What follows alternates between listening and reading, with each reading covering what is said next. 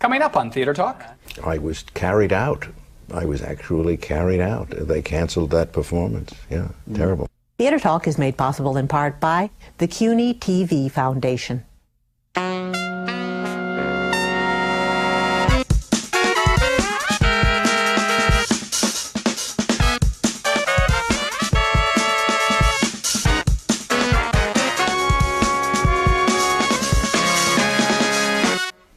From New York City, this is Theater Talk. I'm the show's producer, Susan Haskins. And I'm Michael Riedel of the New York Post. There is a wonderful revival of the royal family now at the Manhattan Theater Club.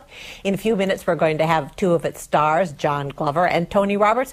But first, we want to talk about the show's co-writer, the immortal George S. Kaufman. Kaufman wrote The Royal Family with Edna Ferber. He wrote many other plays with his equally famous partner, Moss Hart, You Can't Take It With You, and The Man Who Came to Dinner, George Washington Slept Here. He's really one of the great satirists of the American theater, and we have brought on two funny guys themselves to talk about his life and his work. My good friend Charles Isherwood, the drama critic from the New York Times, who wrote a very insightful piece about George Kaufman in the paper not too long ago. Welcome to Theater Talk. Thank you. And a man who is as funny as George S. Kaufman was, Paul Rudnick, who has written I Hate Hamlet, Jeffrey, among many other very good plays, and is out now with a terrific memoir collection of essays called I Shudder and Other Reactions to Life, Death, and New Jersey. And we know that George S. Kaufman loved this book, right? His favorite, his dying wish was to be alive for the paperback edition. Paul, welcome to Theater Talk. All right, Charles. George Kaufman began as a drama critic. So I guess there's hope for those of us in the journalistic field to move on and write some successful plays. How do you think his critical background informed his ability as a writer on Broadway?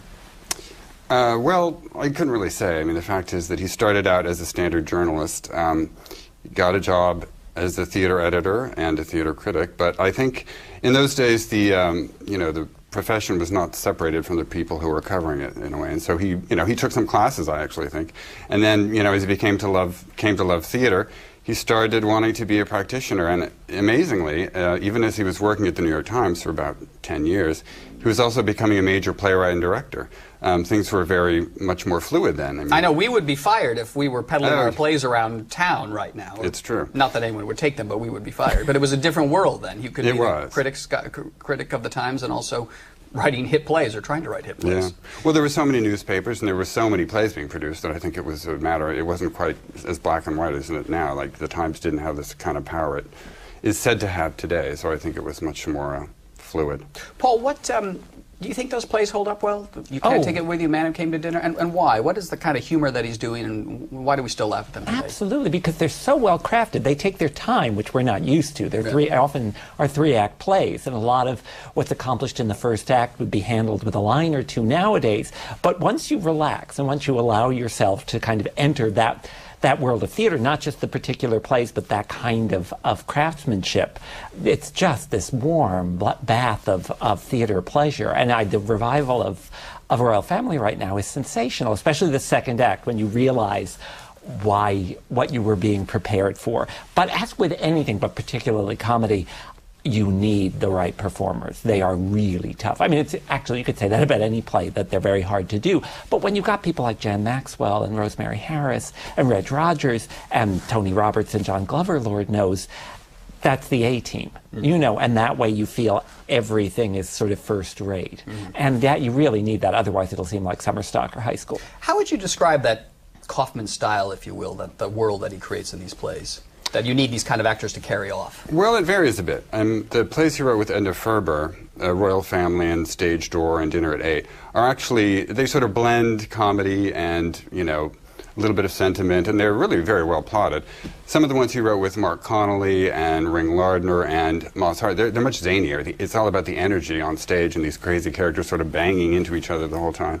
And that actually, I think, survives surprisingly well too. I mean, The Man Who Came to Dinner was revived a few years ago, and it was pretty. If you get the right actors, once again, they can make a feast of this material. But his style, he was a great collaborator. He wrote with so many different people, so he did manage to sort of vary his style. He sort of invented Groucho for He did. Well, movies. Groucho was gracious enough to say he, credited him with sort of creating that persona that became. You see, I think his training as a journalist, though, is one of the reasons he was able to, one, write very quickly, as you had to do back in those days, but also to sort of jump into different styles with different writers. Because, as you know, working at a newspaper, you worked at magazines, you sometimes have to plunge into something you don't know very much about, absorb it, and then knock something out very, very, very quickly. Well, he also was a man of the theater in a way that doesn't particularly exist anymore. When I thought about it, only Mike Nichols comes to mind as someone who went from being a performer, a director, a writer, who clearly has an overview of the theater and a sense of craftsmanship and an adoration of actors. What was his background like, George Kaufman? Where did he grow up? What was the family like? Where do you think the sense of humor came from? Well, I think he was born in Pennsylvania, I want to say Pittsburgh, to a businessman father who kept failing. So I think one thing that drove him, like many other people who are incredibly productive and successful, is this feeling that the wolf was always going to be at the door. Yeah. There was a quote from Brooks Atkinson I found in a book about him who said, I think the reason why he stayed at the Times for so long, even though he'd already become a very successful theater man, was that he always felt the next one was going to be the flop and he'd be back to square one and there would be nothing for him to do. I think that's where, a lot of comic writing comes from, is this sense that, desperation has to be kept at bay. Right, and if you're not going to get a laugh, the whole thing might fall apart. You always got to keep the laughs coming, or the career's over with. Well, it's the screwball tradition as well, which came out of the Depression, and that there was an irreverence to the Marx Brothers. Certainly, there's also a sense of the sort of irresistible frivolity of the rich, which occurs in the royal family, and the women, which he really wrote with Claire Booth Luce, with so many of his plays, that there was this sense of Americans as this great, wisecracking, hopeful, yet not deluded people, who were going to get by on their wits and on planning a party. Yeah, and there's also a formula that he uses in a lot of the plays, Charles, of sort of having a zany family up against orthodox, normal people. I mean, this is You Can't Take It With You.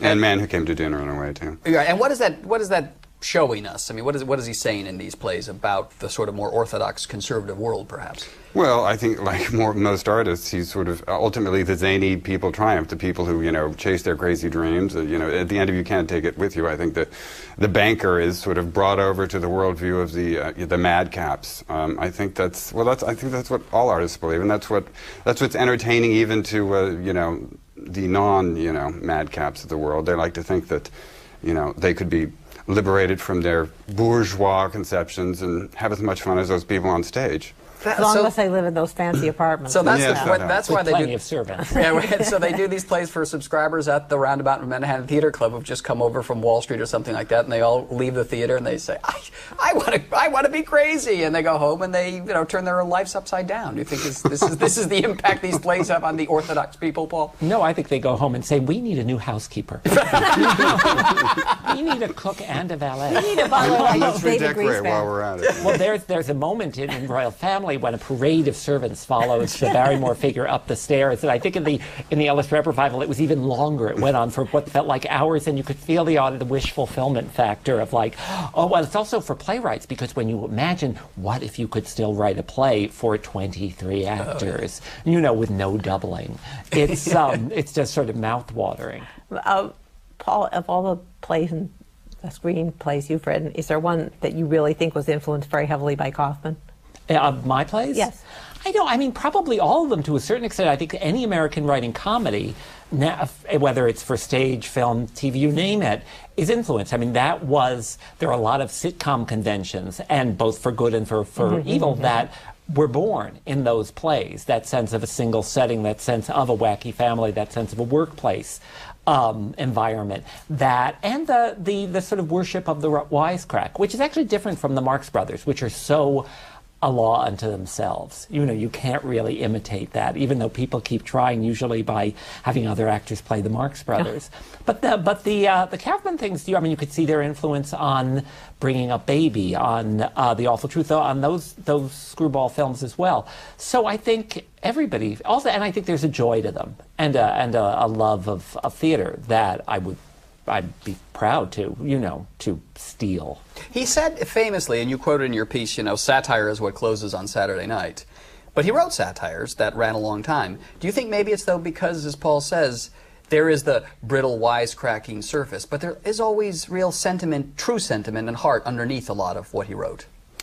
I think there is, but he was a famously unsentimental man, so he sort of fought against that. That may have been the collaborators who snuck that in. But, I mean, you know, skewering hypocrisy, which is what a lot of comedy is about, too, from then and now, that doesn't really go out of style. I mean, Of the I Sing was recently revived, and that sort of took, you know, a lot of pot shots at politicians, and I was amazed at how the politicians are, you know, you can make the same jokes about politicians 75 years later, whatever it is. So, and it's the same way with critics. I mean, oh, yes. The Man Who Came to Dinner must be a play that you rather like. Have you ever been in such a situation where the critic comes? Only, yeah, no. Critics are not the sort of poobahs they once were, taking over. Yes, that is true. You do get a sense from the royal family, The Man Who Came to Dinner, that the theater, it was a really grand place back then. Mm-hmm. These were royal people, and I think that is something that's missing from the theater today. Well, theater, because television was in its infancy, if it existed at all, and movies were still considered a little suspect.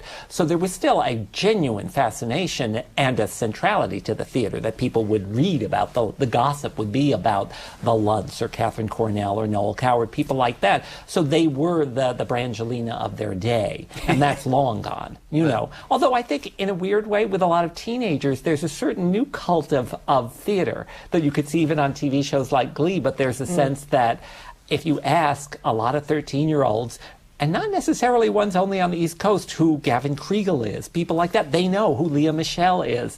You know, there are shows like that's like Spring Awakening, like the revival of Hair, that mean a lot to these kids, and that's very encouraging. But not Mary Astor.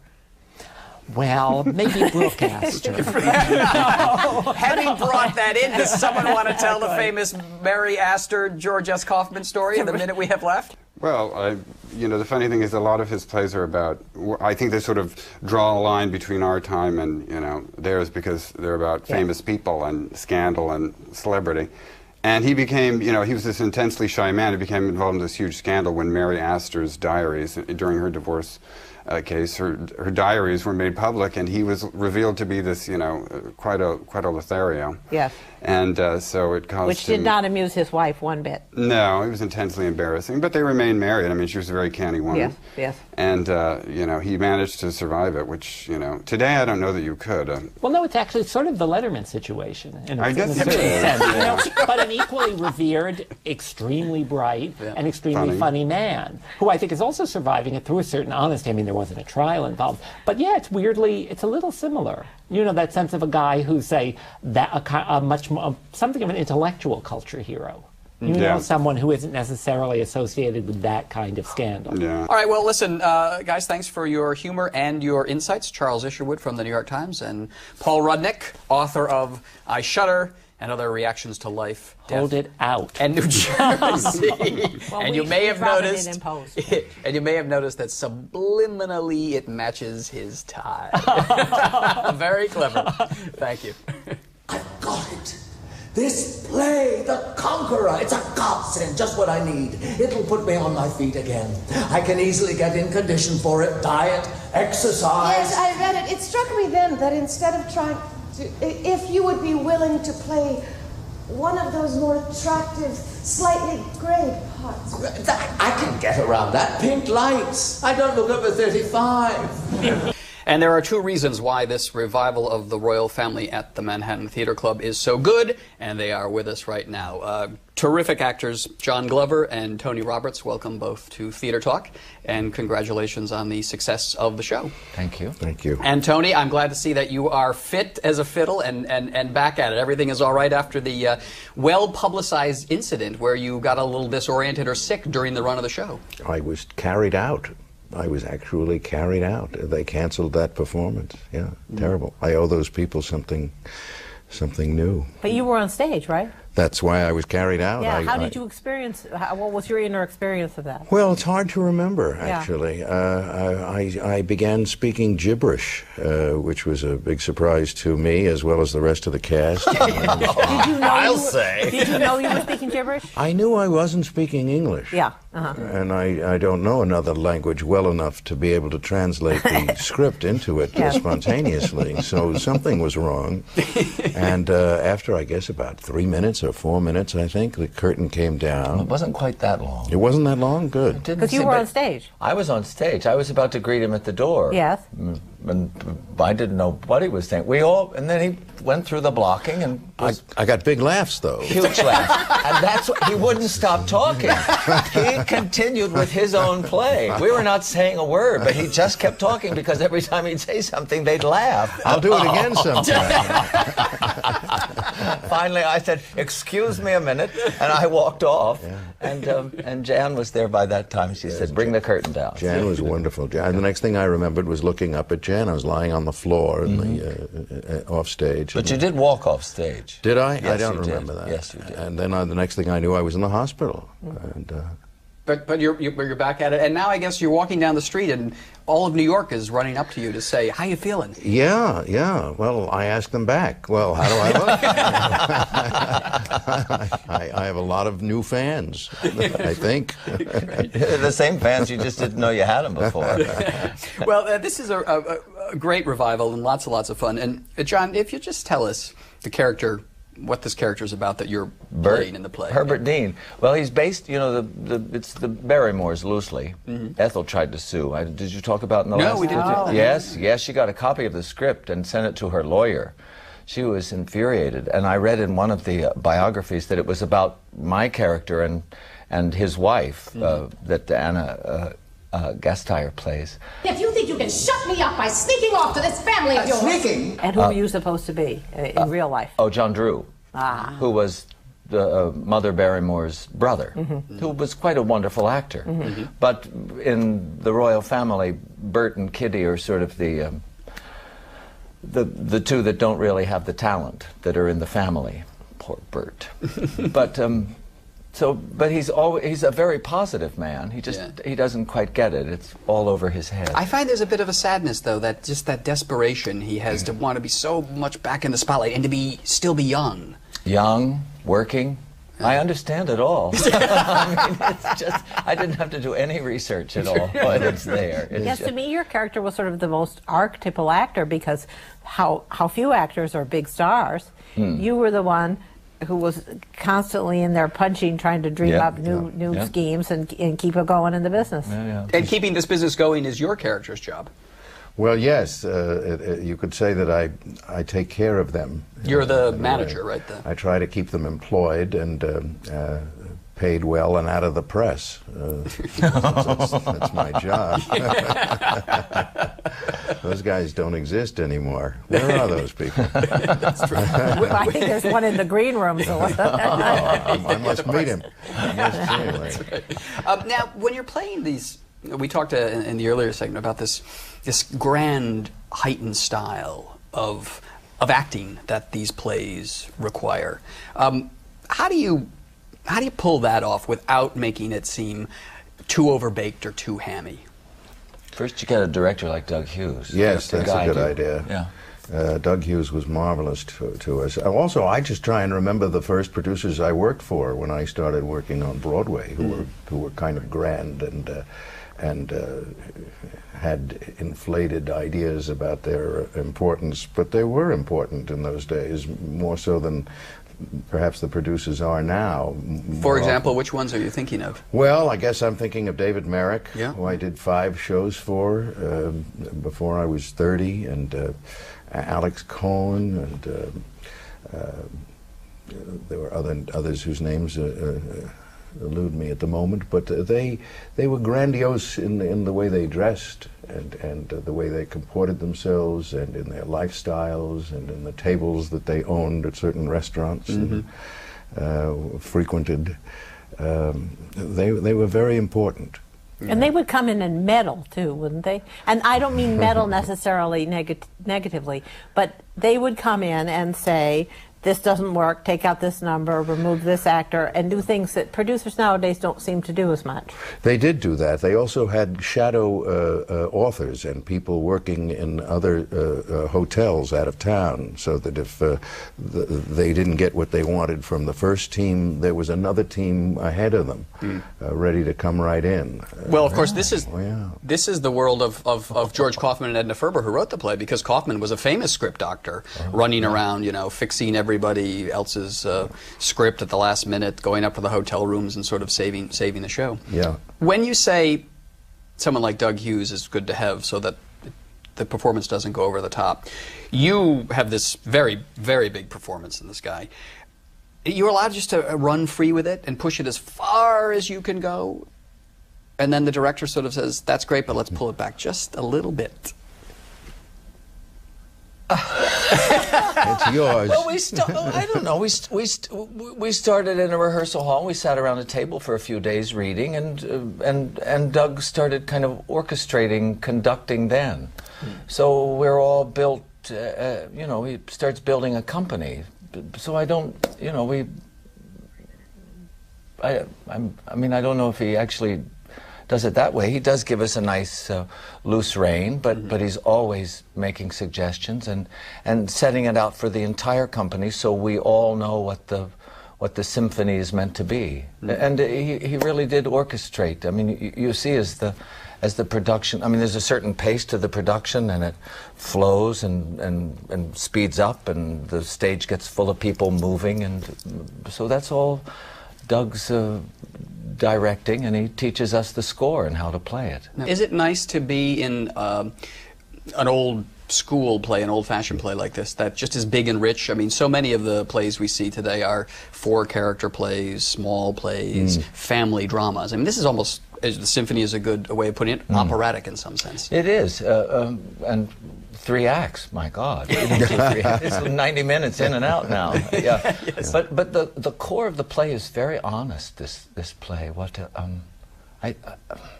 It's so fascinating. I think there's only one play that Kaufman wrote that he didn't collaborate. Isn't that correct? We should have asked, well, the experts. They would have known before. But I think there is only one. But there was something about that collaboration, with throwing the ideas around with another writer. And one thing I didn't, I mean, I know Edna Ferber from the novels that she wrote, but I did a little talk back once with a group of investors from the Manhattan Theater Club, and one woman said she'd written a bunch of short stories about the theater, which I was unaware of, about a mother and daughter actress together. But there's an incredible scene in Act 2 of Royal Family where the 3 generations of actors, as the young one is saying, I'm not going to be in the play, I'm going to get married, where they talk about what it means to be an actor. And it's so beautifully written, so incredibly written. Earthquakes and cyclones and fire and flood, and you somehow still give the show. I know it says in the contract that you stop for acts of God, but I don't remember that I ever did. No, nor I, nor your grandfather. Oh, nobody ever knew what a sick man Aubrey Cavendish was those last months. But he played a full season of 35 weeks, dropped dead on the stage of Macaulay's in Louisville 2 minutes after the curtain fell on Saturday night the week we closed. You do see the woman's touch in this play. Yeah. Edna Ferber. They checked into a hotel in Brooklyn to write the play. He'd sneak out at night. Of course. And come into Mary Astor, apparently. Well, yes, indeed. That old Rouet. It's lovely. But what a man he was. But for me, I think the play comes together, or the themes come together in a beautiful speech that you have at the very end. Because you're the man they're all basically deserting you. They're all, we're not going to go to the theater anymore, we're done with the theater, we're finished with the theater. Well, they're also crazy. I think I've thought that from the beginning, that I am the only sane voice there. And at some point in the third act, as you say, I have a very down-to-earth speech about the meaning of the theater and about what it's really, why it's important, and how important it is in this country at that time, 1927, when there were 200 plays running, I think, on Broadway, compared to whatever we have today, under 20. And he speaks about it with great fervent love, and from a businessman's standpoint, as well as his love of those people who he managed for his whole life. He was with them for 50 years. This zany, crazy theatrical family. This troupe of lunatics, really, who were always getting into trouble and whatnot. And he's the Rock of Gibraltar there. And I hear the audience gets very quiet when that speech comes on, and I have no trouble finding some motivation for it. It speaks to me. And you like to think with your character, you know, he's going to do vaudeville now, or burlesque almost, I think it is. Sort of sliding down the pole, but he's still going to be the best there is. Yeah, he's going to be in the theater. Yeah. That's right. He's going to do what he does. It's surprising to an audience, I think, how moving this funny play is. Yeah.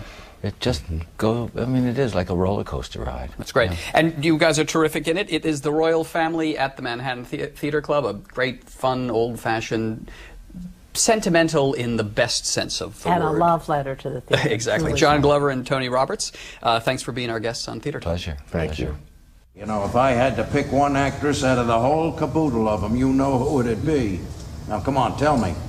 You think you can go out again? You sure enough? Oh, you can dust off the Castlemaine scenery, and I'd just as soon you book me to the coast. Atta girl.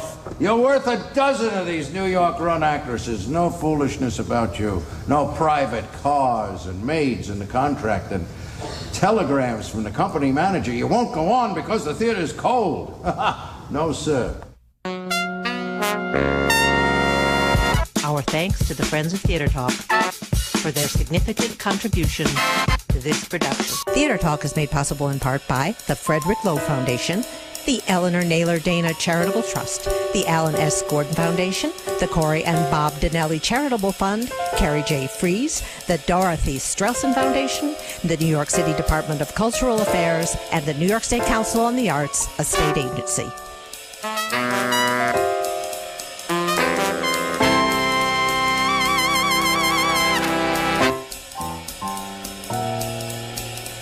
We welcome your questions or comments for Theater Talk. Thank you and good night.